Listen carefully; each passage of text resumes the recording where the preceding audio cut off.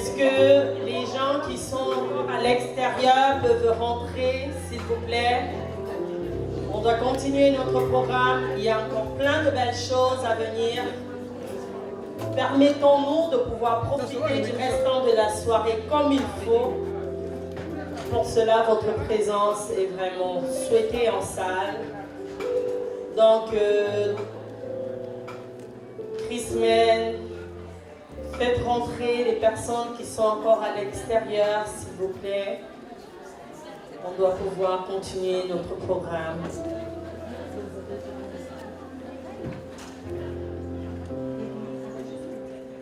Je me demandais s'il fallait que je vous porte plainte, M. Daniel, pour abandon de poste, abandon de foyer, abandon de responsabilité. J'étais en appel en train de faire le travail à l'extérieur. Ils ont toujours des raisons, ces hommes-là.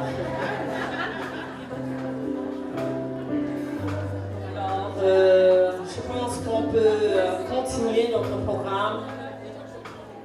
Elle rentre tout doucement. Oui, merci merci de fermer les portes, s'il vous plaît. On doit continuer. Nous avons été bénis par ces pas de danse là, c'était magnifique. C'était les filles du comité de louange. Merci. Est-ce qu'on peut les applaudir encore une fois, s'il vous plaît? Vraiment. Je trouve que les kings sont peu représentatifs. Est-ce qu'il y a des kings dans la salle? Faites du bruit, s'il vous plaît. On va voir des sons d'hommes. On va entendre des cris d'hommes. Est-ce qu'il y a des kings dans la salle, s'il vous plaît? Pardon, c'est de ça qu'il s'agit. Voilà les hommes. Voilà les cris qu'on va entendre. Merci pour nos kings. Merci pour nos kings. Merci, merci, merci.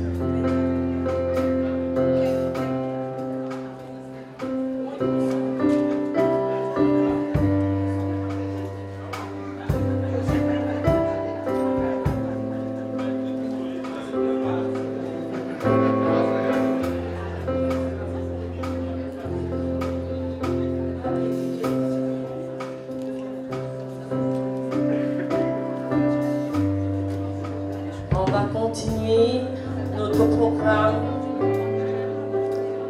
en invitant notre prochaine intervenante.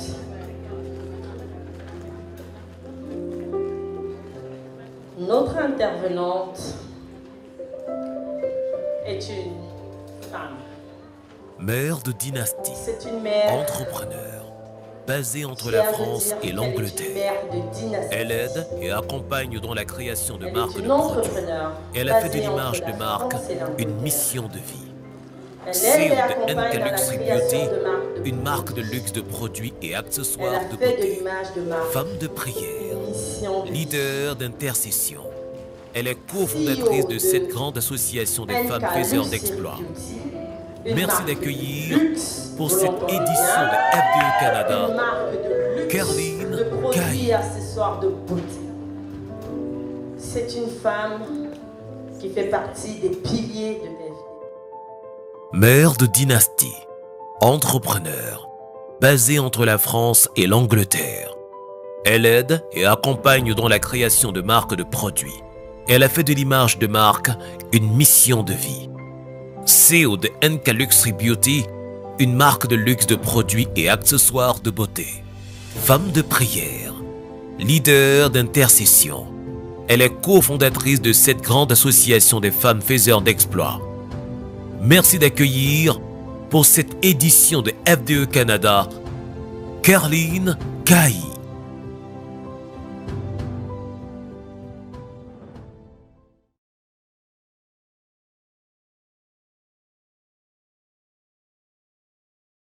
Aujourd'hui, pour nous annoncer la sortie imminente de son premier livre. Oh!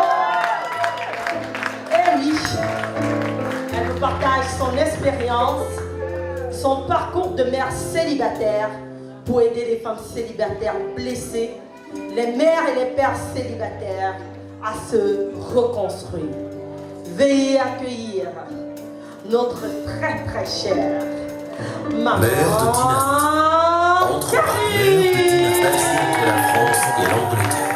Basée en France et accompagne dans la création. Elle aide et accompagne dans la Je veux création des de marques. acclamations plus fortes. Elle a fait de l'image de marque une mission de vie. CEO de Entelux Beauty, une marque de luxe de produits et accessoires. Femme de prière, leader d'intercession. Elle est cofondatrice de cette grande association des femmes faiseurs d'exploits. Merci d'accueillir pour cette édition de On ne lui dit FBO peut-être pas souvent assez, mais maman Karine, on t'aime. Merci pour la forme de prière que tu es. Merci pour l'intercession que tu as faite. Merci pour l'intercession que tu as faite. Merci pour les femmes intercesseurs que tu as construites. Oh maman Karine, on les voit. Et vraiment, on est béni d'avoir dans FDE des multiples potentiels qui connaissent leur appel et leur mission de vie, tant sur le plan personnel que spirituel. Et maman Karine, c'est une sentinelle. Elle veille au travers du comité d'intercession. Je voudrais quand même que vous permettez qu'on vous fasse la projection de qui elle est. On a pris le temps pour lui montrer quelque chose. Je vous prie de le suivre à partir des écrans. La projection sur la personne de maman Karine, s'il vous plaît.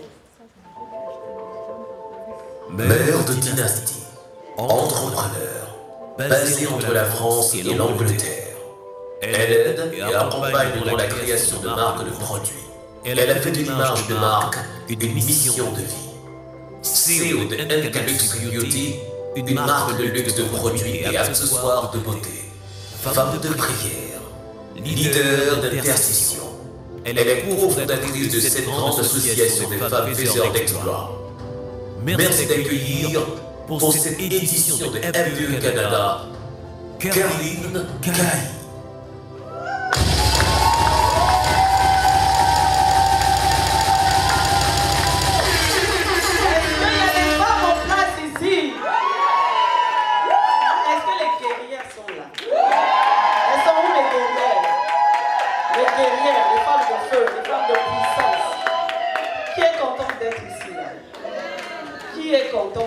Moi, je suis tellement émerveillée d'être là.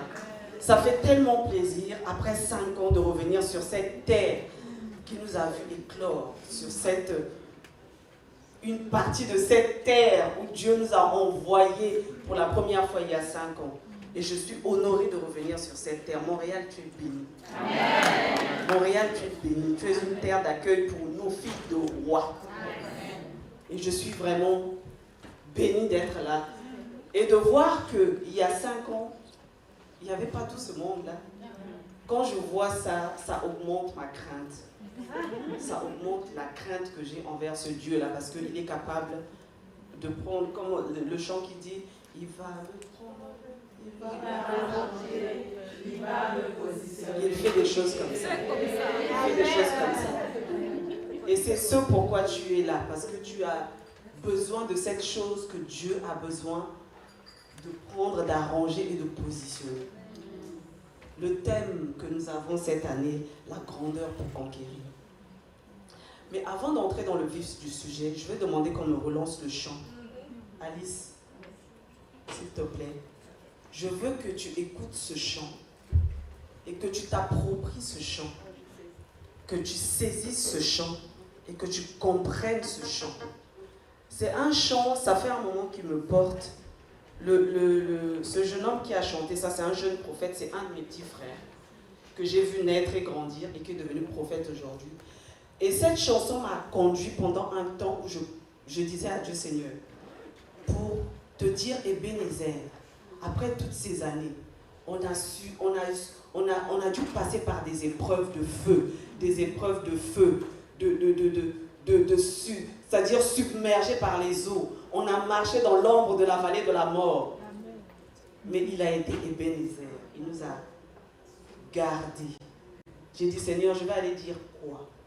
Je ne veux rien préparer avec ma tête. Je ne veux rien préparer avec ma bouche. Je ne veux rien préparer avec la chair. Dis-moi ce que je dois aller dire. Parce que je n'ai rien à dire. Si ce n'est pas toi qui donnes, je ne donne pas. Parce que la Bible dit quoi? On dit souvent qu'on ne donne que ce que l'on a. Mais moi, ce que j'ai, c'est toi. Donc, il faut que je donne ce qui est de toi. S'il vous plaît, le chant. Je veux que tu te concentres. Je veux que tu te concentres. Est-ce qu'il y a des gens ici qui connaissent ce chant? Vous irez chercher ce chant. La terre entière est remplie de sa gloire. Les ténèbres fuient à l'écho de la voix de Dieu. Les ténèbres s'enfuient. La création toute entière contemple la splendeur du lion de Juda.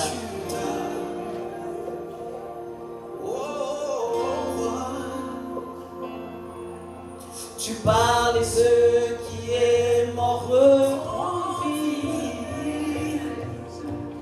Tu déclares ce qui n'existe pas surgit. Tu déclares et ce qui n'existe pas surgit. Tous les peuples et toutes les nations du monde regardent à toi. Nous regardons à lui. Il est Adonai. Oh roi, Saint, Saint, Saint, oh éternel, toi qui as fait terre et ciel, je t'adore, oh Dieu, je t'adore, oh Dieu, tout en moi reconnaît que les œuvres de Dieu sont parfaites. Tu es une œuvre parfaite. Que personne ne te dise le contraire. Tu es une œuvre parfaite de la main puissante de Dieu.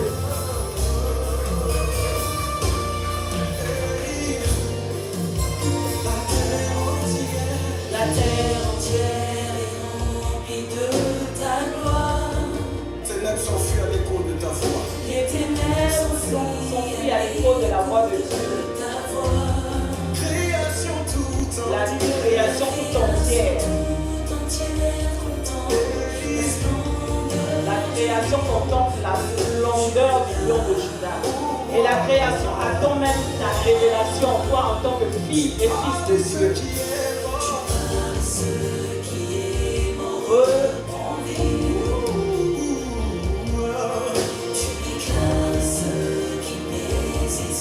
Si on peut me préparer les slides. Préparer les slides. On peut baisser le son. Que Dieu bénisse ces moments. Seigneur, je soumets ces moments qui sont déposés. Seigneur, je voudrais que ta parole touche un cœur. Que ce message, Seigneur, touche un cœur. Relève une femme, relève un homme. Que ce message aille toucher, Seigneur, là où il faut. Afin que nous puissions comprendre quelle est la dimension de ta grandeur. Nous avons besoin de toi. Au nom de Jésus, Amen. Amen. Est-ce que vous êtes là avec moi? Est-ce que vous êtes heureux d'être là? Est-ce que vous êtes prêts à recevoir? On n'est qu'au premier jour. Hein? On n'est qu'au premier jour. Donc, le commencement est très important. On a un Dieu qui s'appelle Alpha et Oméga. Il commence et il achève. Tu es là au premier jour, il faut que tu sois là au deuxième, il faut que tu sois là au troisième. C'est très important. Si tu veux repartir avec quelque chose d'essentiel, d'existentiel pour ta vie, il faut que tu saisisses la journée d'aujourd'hui pour comprendre la journée d'après et d'après-demain. D'accord? Alors, je vais vous partager ce thème. Je veux rendre gloire à Dieu pour l'homme de Dieu qui est parti, le prophète, parce qu'il a touché le message. Le message, mon message que je vais vous partager, le message que j'ai reçu, il a touché ça. Souvenez-vous, il a parlé de la pierre qu'il voyait F2E comme une petite pierre, un petit caillou, et qui est devenue une montagne. Et il a parlé de l'humilité. Et moi, aujourd'hui, je vais vous parler des fondements de la grandeur. Notre grand thème, c'est la grandeur pour conquérir. Et quand je préparais ce message, j'ai dit, mais je comprenais le message de Dieu au travers de ça, mais je ne savais pas comment le formuler. J'ai dit, Seigneur, qu'est-ce que tu veux me dire au travers de ça? Les caractéristiques de la grandeur, non, c'est pas ça. La fondation, le soubassement de la grandeur, non, c'est pas ça. Et c'est à la veille de mon départ de Paris pour Montréal que je reçois les fondements de la grandeur. Et le prophète, quand il a commencé à parler du caillou, qui est petit et qui devient une montagne, j'ai dit, Seigneur, voilà, c'est ça. Et je ne vais pas être lent, mais je vais aller à l'essentiel. On va aller sur la définition. Pour commencer, la définition de la grandeur. Je me suis basée sur la simple définition même du dictionnaire, que chacun peut avoir accès ici à cette définition-là. En allant parcourir le dictionnaire, que me dit le dictionnaire? La grandeur se définit comme la dimension de ce qui est de taille étendue, élargie, étendue. C'est le caractère de ce qui est important et de grande valeur. La grandeur, c'est une élévation morale, intellectuelle, physique aussi, mais voire spirituelle. C'est une qualité exceptionnelle qui suscite le respect, l'admiration et l'attraction. C'est-à-dire que quand tu as cette dimension de grandeur, tu n'as pas besoin qu'on annonce ton arrivée. Tu attires, tu attractes l'attraction, tu inspires l'admiration, la grandeur. C'est comme ça que, selon la définition du dictionnaire, c'est juste ça la grandeur. Mais nous sommes des filles de Dieu, nous sommes des femmes spirituelles. Et je suis allée dans la profondeur. J'ai dit, Seigneur, mais qu'est-ce que tu veux que je définisse au travers de ça? Où est-ce que tu veux que j'aille? Et Dieu m'a emmené dans, je vais vous partager ça, il m'a emmené dans Ésaïe 54, sur 2 versets seulement. C'était un matin, je pense que c'était un jour où il n'y avait pas de proclamation. Je me suis réveillée, il devait être 3 heures du matin. Et pendant ce laps de période-là, peut-être pendant une semaine, sans alarme, sans réveil, je me réveillais comme ça. C'est comme si une fois me réveiller à 3 heures du matin, à la même heure, tous les jours, pendant 7 jours. Et je m'asseyais, je prie, je finis de prier, j'ai dit, Seigneur, qu'est-ce que tu veux me dire? Le message, c'est-à-dire il y avait un silence, je dis, mais je vais aller dire quoi là-bas? Et c'est à quelques jours avant que je vienne. La grandeur. Là, on a parlé de la définition. Je vais juste poser cette introduction. Avant d'acquérir la grandeur, il faut d'abord acquérir la liberté. Tu aspires à la grandeur. Tu aspires aux choses élevées. Mais est-ce que tu es assez libre pour accéder à ces choses? Est-ce que tu es assez libre pour accéder à cette grandeur? Parce que si tu es enchaîné, ton pied est attaché quelque part, ta main est attachée quelque part, mais toi tu veux tendre vers l'excellence, quelque part tu seras c'est-à-dire que cet enchaînement-là va toujours te ramener en arrière. Donc si tu veux parvenir ou aller vers la grandeur, il faut que tu sois d'abord libre. Il faut que tu sois libre. Tu ne peux pas prétendre à la grandeur si tu n'es pas libre. Moralement, physiquement, financièrement et surtout spirituellement. Tout à l'heure, j'ai entendu ces belles dames, les panélistes qui étaient là. Elles ont chacune une histoire. Et dans cette histoire, j'ai retenu quoi? Elles ont été libérées. Libérées pour acquérir la grandeur. Pour acquérir la grandeur, tu dois d'abord être libre. Et la liberté, ça s'acquiert en Jésus. Je ne sais pas s'il y a peut-être des femmes qui ne prient pas ou des hommes qui peut-être n'ont jamais entendu parler de Jésus, mais moi je vous dis que la liberté c'est en Jésus. Je suppose qu'il y a des hommes et des femmes qui prient ici, qui ont au moins la foi et qui savent qu'ils ne sont pas le fruit du Big Bang, comme le dit la science, mais que tu es le fruit de la création divine. Tu es le fruit de la création même de la main parfaite et excellente de Dieu. Donc, tout se bâtit d'abord dans le spirituel. Une fois que tu as acquis cette liberté, tu dois aller dans le spirituel. Avant de commencer par quoi que ce soit, il faut que le côté spirituel soit correct. C'est-à-dire, il faut même que ta façon de penser, il faut même que ta façon de voir les choses, que tu puisses le visualiser d'abord dans le spirituel. Parce qu'avant que les choses se matérialisent, elles sont d'abord spirituelles. C'est comme la pensée. Tu aspires au bonheur, mais au fait, le bonheur, tu le prépares dans ta tête. Tu le prépares dans tes pensées. avant que tu puisses le matérialiser. Et c'est ça le spirituel en fait. Il faut que tu aies d'abord préparé. La Bible dit quoi dans Hébreu? La foi vient de quoi? La foi vient de ce qu'on entend. Et ce qu'on entend vient de quoi? Au fait, c'est tout un processus. Tu ne peux pas te lever comme ça un bon matin et te dire, bon, la grandeur pour conquérir, moi aussi je vais y aller. Tout à l'heure, le prophète nous a cité des clés, des points. La mise à part. Il nous a donné des points très importants.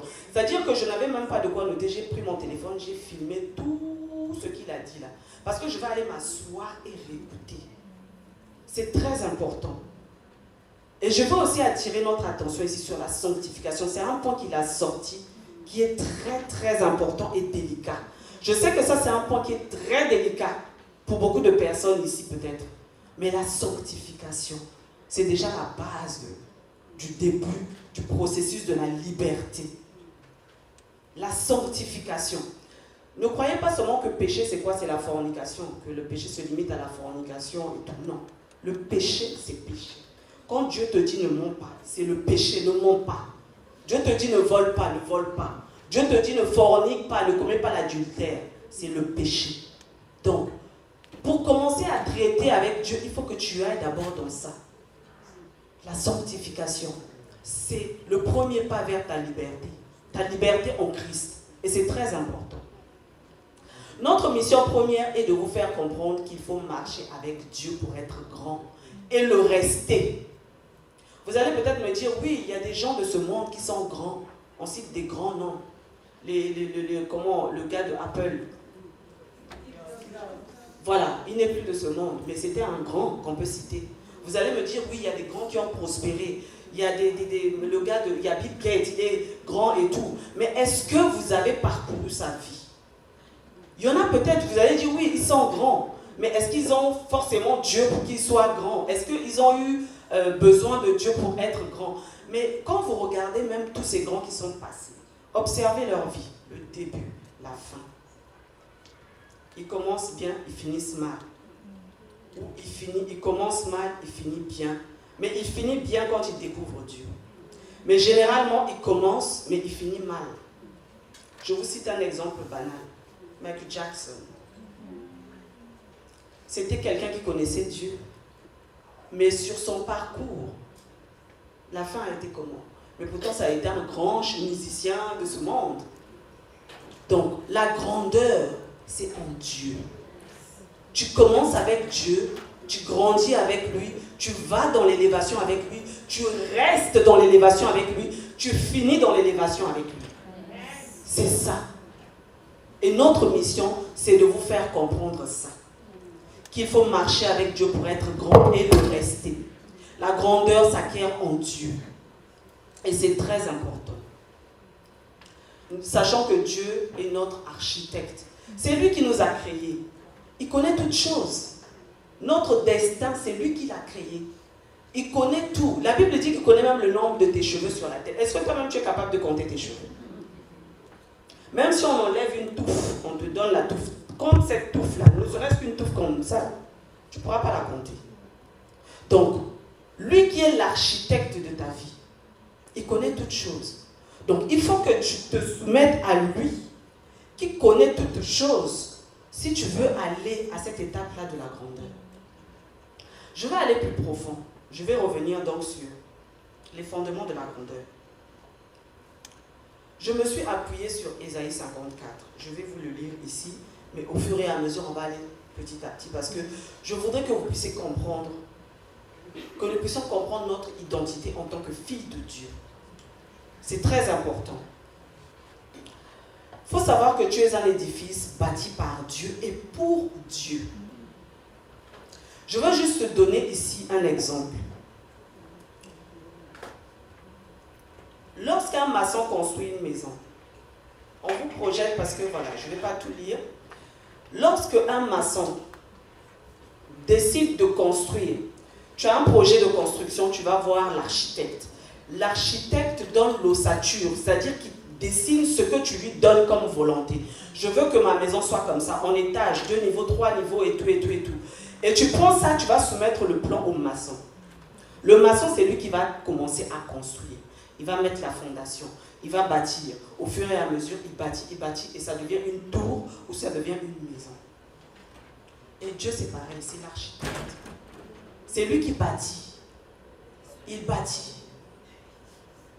Mais quand il bâtit, il sécurise. Le maçon, quand il bâtit, il sécurise avec quoi?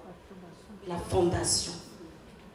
Et Dieu a sécurisé aussi son édifice que tu es et que je suis. Il sécurise son édifice pour qu'il soit solide, beau et glorieux. En citant le cas du maçon ici, il bâtit la fondation, le soubassement. Et je veux aussi rappeler ici, si vous lisez là-bas, le thème de notre dernière conférence. Bâti la tour. Bâti la tour. On a bâti la tour. Et on va dans la grandeur pour conquérir. On a fini de bâtir la tour. On est en train d'avancer. Et tout à l'heure, le prophète l'a annoncé. On va encore aller plus loin. Cette fois-ci, on va aller dans Rehoboth. Dieu qui va nous mettre au large. Maintenant, le maçon, quand il va bâtir, il va utiliser quoi? Il va utiliser des matériaux spécifiques pour sécuriser l'édifice. Il va utiliser dans la fondation de Dieu des matériaux très spécifiques pour sécuriser l'édifice. Et la sécurité de cet édifice-là dépendra de la qualité des matériaux qu'il a mis dedans. Si la fondation n'est pas bonne, l'édifice peut être beau, brillant et élégant, ça tombera, ça ne tiendra pas. Et Dieu, quand il nous a créés, quand il nous a bâtis en tant qu'enfants de Dieu, il nous a sécurisés. Il nous a sécurisés et il a mis en nous des matériaux. La Bible dit quoi? Jésus-Christ a dit que tu es Pierre. Tu es Pierre. Sur toi, je bâtis mon église. Le prophète nous a parlé de la petite pierre, le petit caillou qui est devenu une montagne. Nous sommes un amas de pierres. Jésus a bâti sur pierre. Mais nous, en tant qu'enfants de Dieu, nous sommes un amas de pierres, de matériaux soudés, qui constituent pierre sur qui Jésus a bâti. Et nous devons être rattachés les uns aux autres. Dieu nous a sécurisés. Lorsqu'il nous a rattachés, il nous a sécurisés. Et je vais vous démontrer comment il nous a sécurisés. Lorsque Dieu t'a créé, il a mis des matériaux. Il a enfoui en toi de la richesse. Et cette richesse est constituée de pierres précieuses. Ce sont des pierres de grande valeur. Voilà pourquoi Jésus a dit, tu es pierre, sur toi je bâtis. Si on va sur la page suivante.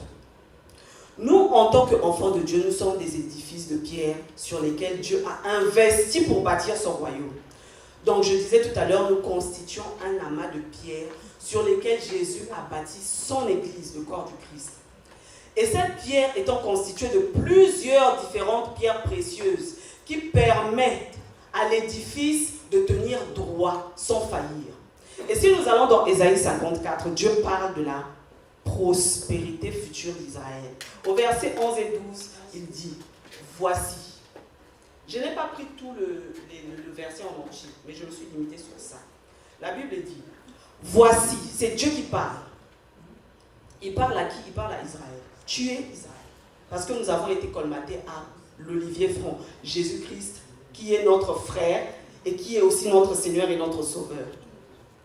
Dieu dit, voici, je garnirai tes pierres d'antimoine. Écoutez bien. Voici, je garnirai tes pierres d'antimoine. Moi, je suis allée chercher antimoine. C'est un mot que je dis, antimoine. C'est quoi l'antimoine? Je suis allée chercher. L'antimoine, au fait, c'est un matériel.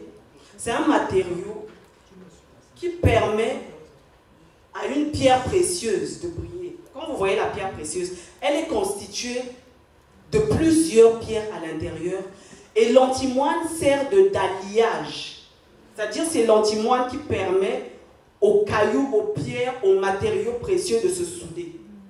Quand vous voyez une pierre précieuse, c'est tout un amas.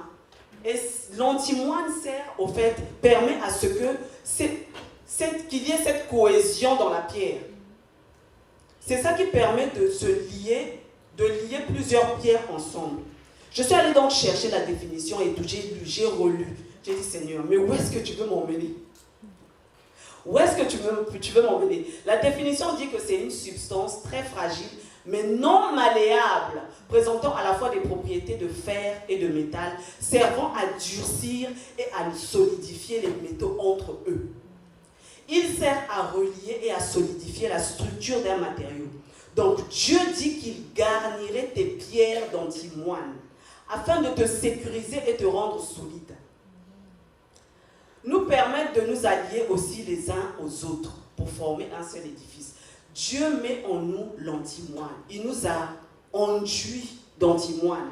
Et cet antimoine dont il nous a enduit, c'est ça qui nous permet de nous solidifier, de nous colmater, de former cet amas de pierres sur qui Dieu a dit je bâtis. Cet amas, c'est-à-dire nous nous attachons les uns aux autres. L'antimoine nous permet de nous attracter, l'attraction entre nous. Et nous attirons, lorsque nous allons vers les nations, nous attirons les âmes à Dieu au travers de cet antimoine où Dieu dit, je garnirai tes pierres d'antimoine.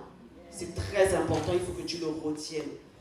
Que je dois être cette personne qui est enduite d'antimoine. Je suis celle-là qui colmate les gens. Je suis celle-là qui colmate les âmes à Christ, qui les ramène. C'est-à-dire que là où je suis, j'attire. Je dois être comme un aimant qui attire pour ramener au Père. Et si on va plus loin, il dit ensuite, je te donnerai des fondements de saphir. Premièrement, il dit, je garnirai tes pierres d'antimoine. Deuxièmement, il dit, je te donnerai des fondements de saphir. Et nous savons que le saphir, c'est une pierre précieuse. Quelle est la femme qui n'aspire pas porter un jour un saphir à son doigt, à sa bague de fiançailles, ou je ne sais pas, porter des pierres précieuses? Dieu dit que je te donnerai des fondements de saphir. C'est-à-dire que ton soubassement, Dieu l'a sécurisé avec des pierres précieuses. Dieu a sécurisé ça.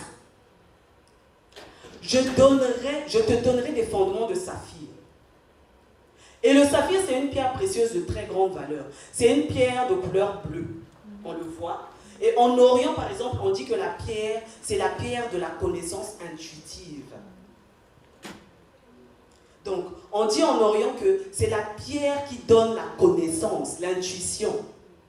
Mais nous avons plus que l'intuition, nous avons l'Esprit de Dieu qui nous révèle les choses avant que les choses n'arrivent. Et Dieu a dit, il nous a déjà garnis de ça. Il nous a garnis de ça. Il nous a remplis de pierres précieuses. C'est notre soubassement. Si nous allons, par exemple, les Grecs disent du saphir, de la pierre précieuse, que cette pierre est associée au pouvoir céleste et divin. Ça, ce sont des gens qui ne connaissent pas Dieu qui définissent ça. Mais nous, en tant qu'enfants de Dieu, la personne qui ne connaît pas Dieu dit que la pierre, le saphir, est doté d'un pouvoir céleste et divin. Et Dieu dit quoi? Je garnirai, je te donnerai des fondements de saphir.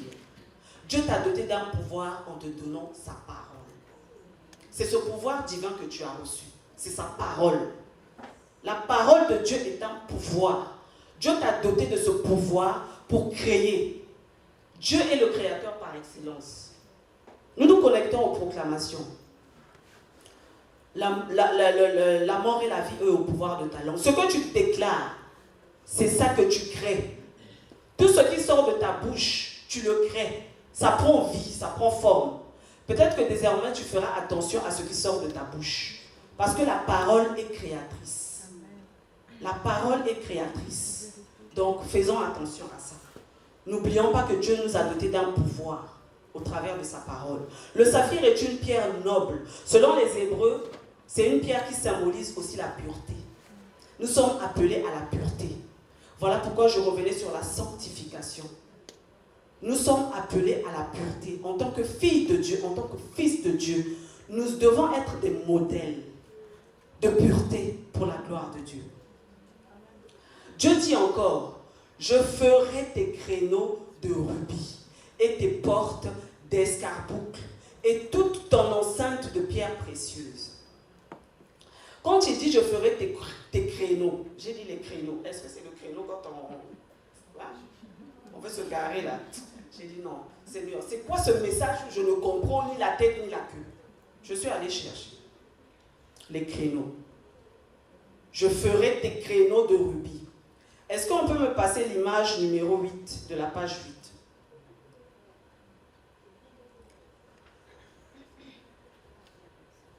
Cette image, c'est un château fort. C'est une tour. Les créneaux, c'est quoi? Vous voyez les ouvertures qui sont tout en haut de la tour, là. Des petits carrés, des petites ouvertures. C'est ça qu'on appelle des créneaux. Je vais vous expliquer. Les créneaux sont ces ouvertures que l'on trouve au-dessus d'une tour forte, d'un château ou d'un édifice. Ces créneaux-là servent à guetter l'ennemi pour mieux le viser au loin. Dans les temps anciens, par exemple en France, on trouve beaucoup de châteaux. À l'époque, ces créneaux-là servaient à ce que l'armée se positionne. Les soldats se positionnent pour viser au loin l'ennemi. C'est-à-dire que ça leur permettait de se cacher et de ne pas être attaqués ou de ne pas recevoir la flèche ou une balle perdue. Et ça servait aussi à bien viser l'ennemi de loin. Et Dieu dit, je ferai tes créneaux de rubis. C'est-à-dire que tes créneaux là, Dieu les fait de rubis. Et le rubis, pareil, c'est une pierre précieuse. C'est une pierre précieuse, rouge, et nous le savons. Et le rouge évoque quoi? Le sang, le feu. Le rouge, c'est associé au courage. Ça symbolise la royauté. Tu as en toi le sang royal. Le sang de Jésus est un sang royal. N'oublie pas que tu es royal. Tu es un être royal. Spirituellement royal. Et ça, tu dois le comprendre. Tu es un être courageux. Tu portes en toi le sang de Jésus. Et ton enceinte est faite de pierres précieuses. Et je suis allée chercher aussi c'est quoi l'escarboucle. L'escarboucle, c'est aussi une pierre précieuse de couleur rouge foncé, mais qui est d'un éclat très vif, qui est différent du rubis. La spécificité de l'escarboucle, qui est aussi une pierre rouge de même couleur que le rubis, cette pierre, elle est d'un éclat vif. Ça, c'est la définition. Je ne vous parle même pas de la Bible. Je suis allée chercher dans le dictionnaire, c'est quoi? Ça dit que c'est d'un éclat très vif et qui brille dans l'obscurité. La Bible ne dit-elle pas que tu es la lumière du monde? Cette lumière ne vient pas du néant. Dieu, lorsqu'il t'a bâti en tant que son Église, en tant que son corps, il a tout établi dedans. Tu es appelé à briller. Parce que tu portes en toi cette lumière. Dieu l'a déjà établi ainsi. Il t'a déjà garni de ça. C'est à toi de le manifester. Tu dois manifester cette lumière qu'il a mis en toi. Tu dois briller d'un éclat vif. C'est-à-dire que dans l'obscurité, qu'on sache qu'il y a une lumière là-bas qui brille. Et qu'on sache, mais c'est quoi qui brille là-bas? Que les gens s'avancent pour voir, mais c'est quoi qui brille là-bas? C'est quoi cet éclat vif dans l'obscurité qui est en train de briller comme ça, scintiller d'une manière où je ne comprends pas ce qui se passe? C'est ça ta destinée. Et Dieu l'a mis en toi. Tu es destiné à briller car tu es la lumière du monde. Tu dois briller partout et tu dois faire fuir les ténèbres. C'est-à-dire que lorsque les ténèbres s'approchent de toi, ils se disent ici là ça ne va pas, laisse-moi m'éloigner. C'est-à-dire que quand tu marches, les ténèbres elles-mêmes elles se poussent. Parce que la lumière, ta lumière, les ténèbres ne peuvent pas supporter ta lumière en fait. Là où tu passes, les ténèbres doivent se dissiper. La présidente nous dit toujours que les géants te laissent passer. Laissez-nous passer, filles de Dieu, que les géants nous laissent passer. Mais c'est ça. Parce que tu brilles tellement que personne ne peut résister devant toi. Un pas que tu marques là, c'est des ténèbres qui se dissipent. Le chemin c'est clair. Lorsque tu avances, tu brilles tellement que les ténèbres s'éloignent. L'obscurité s'éclaircit. Une fois, c'était dans le Zoom des proclamations où je partageais, c'était je crois sur Ésaïe 49, où la Bible dit que Dieu nous a choisis pour aller dire aux captifs, sortez. Pour dire aux gens, venez à la lumière.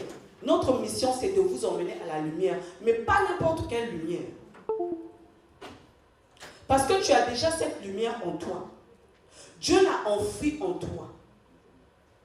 Et tu dois briller. Tu dois briller. De par cette lumière que Dieu a mis en toi. Il faut que tu saches que tu es appelé à la grandeur de par ta nature divine de fille ou de fils de Dieu.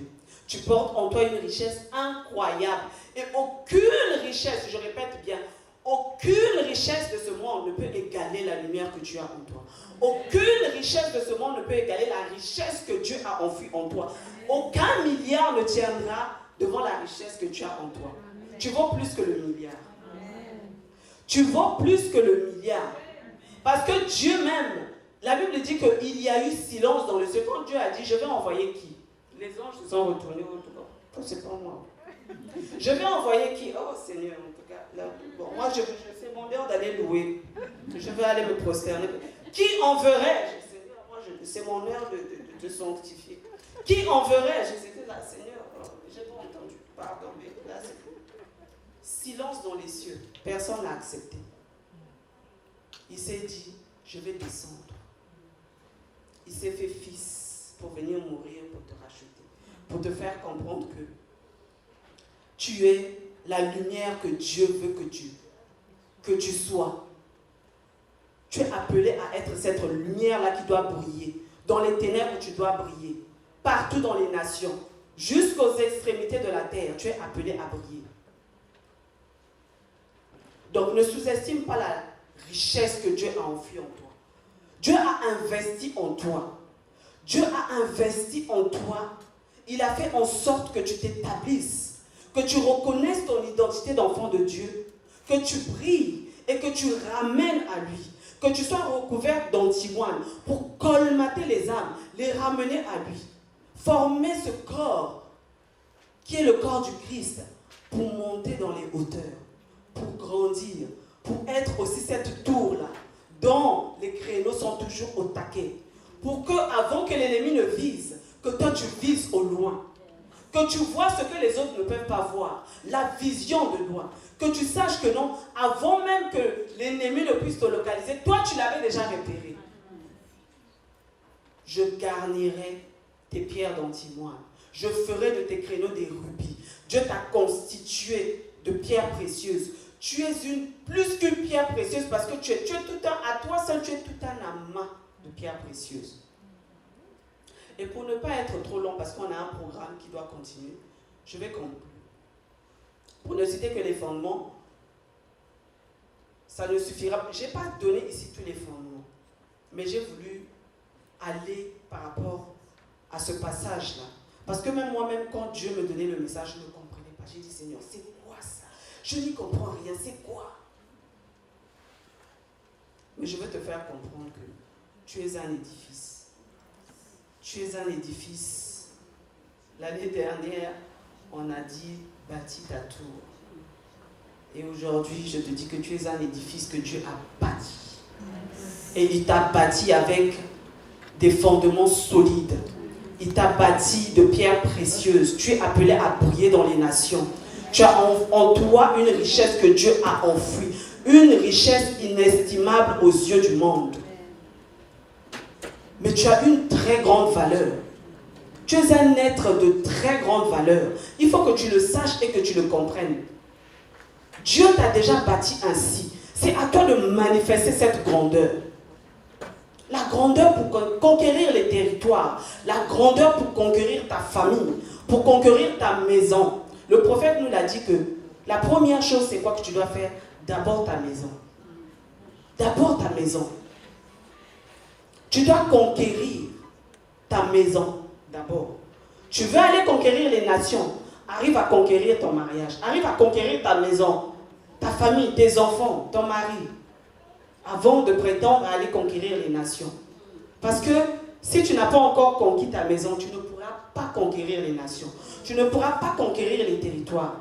Ça sera pour toi impossible de t'établir. Parce que les combats qui vont te croiser sur ton chemin, Tu vas dire non, mais qui m'a envoyé? Qui est fou? Hein? Ah! Tu vas dire qui m'a envoyé? On m'avait seulement parlé de FDE, j'ai mis mon pied dedans. Qui m'a envoyé? Une fois, on a entendu les femmes en proclamation dire depuis que je me suis connectée à FDE, depuis que j'ai commencé à proclamer, les problèmes ont commencé. Yes! Ça veut dire que tout va bien. Yes. Ça veut dire que tu es parti secouer quelque chose là-bas, là. Le diable a dit, mais qui est là? C'est qui cette personne? Elle sort d'où? Depuis quand elle a compris qu'il faut déclarer? J'ai entendu des femmes aux proclamations dire, depuis que j'ai commencé à proclamer, je n'ai que des problèmes. J'ai dit, yes, tout va bien. J'ai dit, respire, tout va bien. Tout va bien. C'est comme quand Léa est venue me demander, je ne sais pas prier. Parce que j'avais remarqué à l'époque, quand l'association venait de débuter, je conduisais l'intercession. Et je disais aux femmes, si tu viens te connecter à l'intercession, il faut que tu ouvres ta bouche et que tu pries. Et j'avais remarqué que c'était toujours les mêmes qui ouvraient la bouche pour prier. J'ai dit, bon, les autres qui sont connectés, qui écoutent, c'est quoi le but? Vous êtes ici pour qui? Pour écouter qui? Quoi? Vous cherchez quoi? Vous allez ouvrir vos micros et vous allez prier. C'est là où maman est venue, je me dis, maman, je ne sais pas prier. Comment on fait pour prier? J'ai dit, ah, je n'ai pas de formule. Tu sais, la prière, c'est quoi? C'est une conversation avec Dieu. La prière, ce n'est pas une récitation. La prière, ce n'est pas une formule carrée qu'on t'enseigne à l'école que A plus B égale à AB. La prière, c'est parler à Dieu. Quand tu reconnais ton identité de fille de Dieu, tu vas devant Dieu comme une fille va vers son Père. Et moi, c'est cette image que j'ai de Dieu, que j'ai toujours eue de Dieu. Et quand je vais devant Dieu, je ne vais pas en tant que je suis intercesseuse, je sais prier, non, je dis papa, je suis là. Papa, j'ai besoin de ci, de ça. C'est une conversation. Je lui ai dit, écoute les autres prier, viens aux enseignements et tu comprendras. Elle venait. Et le jour où elle a commencé à prier, derrière mon micro, je me disais, c'est mon gloire à Dieu. Je rigolais, je rigolais. À la fin, je lui ai dit, et puis, c'est toi qui as prié. Elle dit, maman, je ne sais pas comment j'ai fait. J'ai dit, c'est que tout va bien. En tout cas, que Dieu bénisse abondamment chaque présence ici. Et je dois juste pour finir te dire que soit cet édifice dont l'enceinte est garnie de pierres précieuses qui doit briller pour attirer et colmater les âmes à Christ. Ta mission première, c'est de faire de toutes les nations des disciples. Au travers de ton entreprise. Tout à l'heure, on a écouté Valérie. Elle dit, elle prépare les femmes qui ont des enfants qui ont des problèmes de handicap. Et après, quand elles sentent que la voie est ouverte, elle introduit Christ. C'est ça ta mission. Que ce soit dans ton travail, que ce soit dans ton entreprise, que ce soit dans ta famille, même s'il y a des gens athées jusqu'à un point où tu lui parles de Dieu et dis, je ne connais pas Dieu. Votre Dieu là, il a fait quoi? Votre Dieu, matin, midi, soir, c'est rabababa, c'est quoi?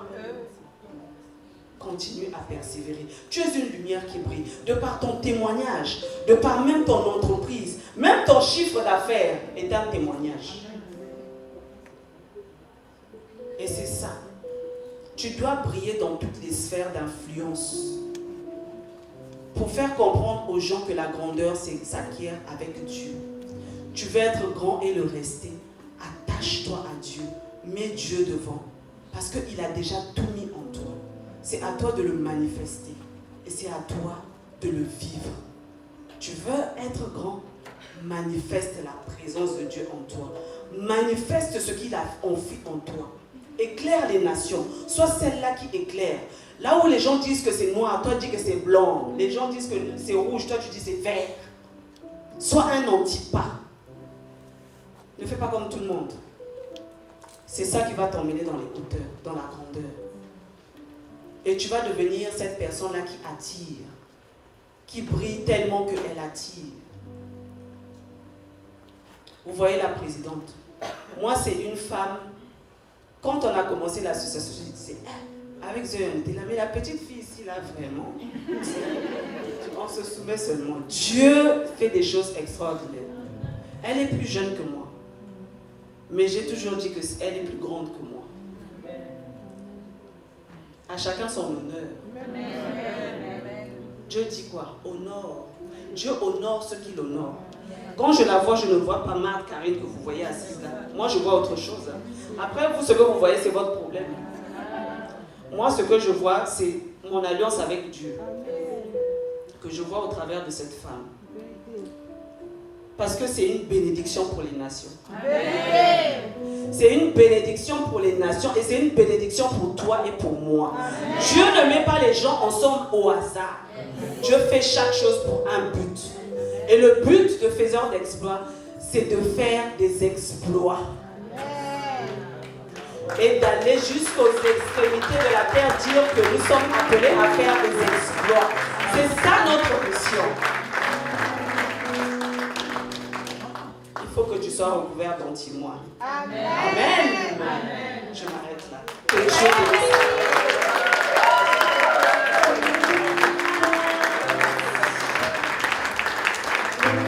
Amen, amen, amen, merci. Donc Caroline Caillé, merci. C'est un nom à retenir, soyez bénis. Une main d'applaudissement, s'il vous plaît.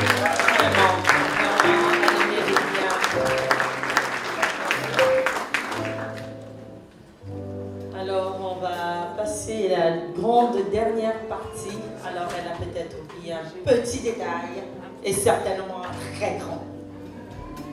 Excusez-moi, j'ai oublié un détail.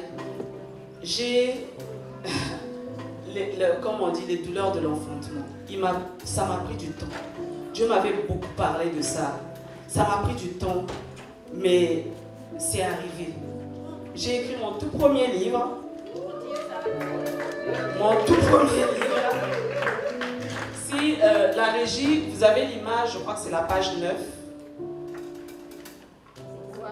Comment se reconstruire en tant que mère célibataire?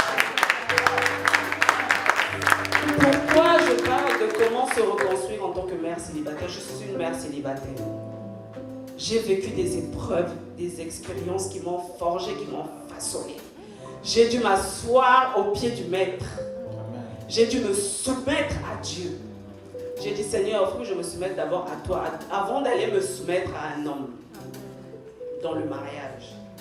Et ça a été des challenges. Et c'est parti de... Je vous invite, il y aura une dédicace qui va se faire à Paris. Et je vous en parlerai plus en détail. C'est un livre biographique à moitié.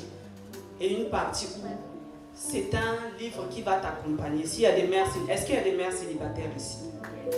Il y a des mamans seules ici avec des enfants ou des femmes qui sortent d'une séparation difficile, douloureuse, avec des blessures, des choses comme ça.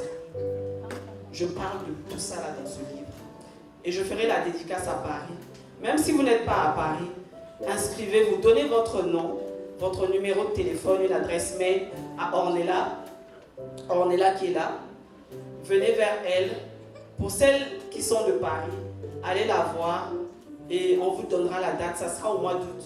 On vous donnera la date où on va s'asseoir et je vais vous détailler chaque page et je vais vous le dédicacer. Et pour celles qui auront besoin aussi qu'on les accompagne, que je les accompagne par rapport à ce que j'ai vécu, par rapport à comment je me suis sortie de là, je serai à votre disposition. Donc c'est un premier livre et ce n'est pas le dernier. C'est pas le dernier. Un nouveau rendez-vous est pris pour le mois d'août. Alors, celles qui sont à Paris, ok, d'accord. Mais celles-là qui ont des connaissances, des sœurs, des amis, le rendez-vous est pris pour le mois d'août. Faites plaisir à vos sœurs célibataires qui pleurent et qui pensent que la vie est finie. Je me parle à moi-même il y a quelques années. Merci F2 de m'avoir transformé. Amen. Juste que tu saches que être célibataire ou même monoparental n'est pas une fatalité. C'est vraiment une destinée. Donc accrochez-vous à ce destin-là et puis Dieu fera des miracles. Amen. Amen. Amen. Alors, on va partir sur notre dernière partie de cette journée, de ce programme. On a gardé le meilleur pour la fin. Le meilleur pour la fin. Alors, dans FDE, est-ce que toutes les femmes qui sont là aujourd'hui sont véritablement des femmes inscrites. Quand je parle d'inscrites, c'est des femmes qui sont vraiment membres FDE. Est-ce qu'il y a des non-FDE dans la salle? Des personnes qui sont encore en train de réfléchir, qui hésitent, qui se posent la question, bref, qui ne sont pas encore réellement membres FDE. Est-ce qu'il y en a dans la salle? D'accord. On a quelques mains qui se sont levées. Je vais d'abord vous parler à vous, mesdames. On vous attend. On vous attend dans FDE et on ne vous attend pas pour rien. On vous attend parce qu'on sait qu'au travers de vous, vous serez un impact pour votre famille, pour vos proches et même aussi pour cette génération. FDE a une habitude, il y a quelque chose, il y a un rendez-vous hebdomadaire dans FDE qui est les proclamations. Les lundis, alors au Canada il est souvent 23h, donc 5h de Paris, le mardi et le vendredi, donc ça tombe le lundi et le jeudi soir au Canada. On a rendez-vous en ligne pour faire les proclamations. Et je ne sais pas si vous connaissez ce que c'est que les proclamations. Mais les proclamations, selon le dictionnaire, c'est un discours ou un écrit visant à faire connaître officiellement une décision ou un besoin. Alors nous, on est parti déjà de cette définition de qu'est-ce que c'est les proclamations, mais il y a une parole en particulier dans la Bible qui nous a marqués. Il s'agit de la parole dans Job 38, le verset 12, qui dit « Depuis que tu existes, as-tu commandé au matin? As-tu montré sa place à l'aurore ?» 8 secondes. Martin nous dit, la version Martin bien sûr, « As-tu depuis que tu es au monde commandé au point du jour et as-tu montré à l'aube du jour le lieu où elle doit se lever ?» La version Darby nous dit, « As-tu de la vie commandé au matin? As-tu montré à l'aube du jour sa place ?» Façon de vous dire que vous avez le pouvoir de donner la direction à votre vie. Vous avez le pouvoir de commander à votre vie la direction qu'elle devrait prendre. Nous, on l'a compris dans FDE. Depuis la création, depuis 5 ans aujourd'hui, les femmes se lèvent à l'aurore pour commander au matin. Dans la genèse de FDE, elles étaient plusieurs, mais il y avait 5 piliers qui étaient des piliers importants. La sanctification, comme Maman Carmen nous a parlé, les finances, la santé, les relations avec les autres et la famille. Chacune d'entre elles avec une spécialisation, chacune d'entre elles avait reçu l'orientation de driver chacun de ces piliers. Elles sont parties de là, elles ont transmis, et les autres ont transmis et transmis et retransmis.